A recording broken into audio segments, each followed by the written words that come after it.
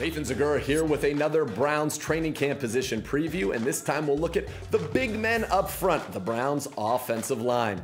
Now, the biggest question headed into 2018 is how will the Browns replace Joe Thomas? It's obviously a tough situation when you lose an Iron Man and arguably the greatest left tackle to ever play the game in Joe Thomas. But General Manager John Dorsey came up with a plan to address it by adding both veterans and rookies at the most important spots in the NFL on the offensive line. So let's take a look at what we know about the Browns line headed into 2018 training camp. 4 starters are set. You have the dynamic guard tandem of Joel Bitonio and Kevin Zeitler. You have the center J.C. Tretter, and that trio played next to each other every snap in 2017.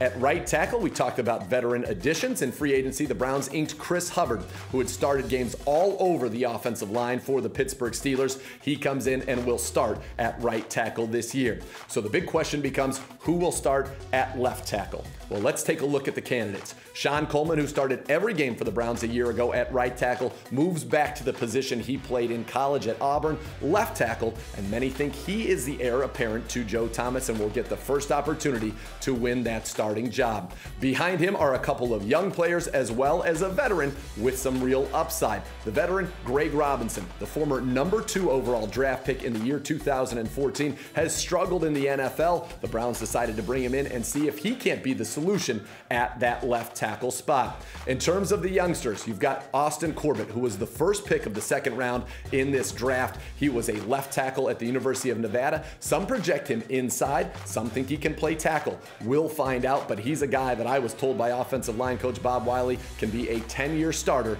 in the National Football League.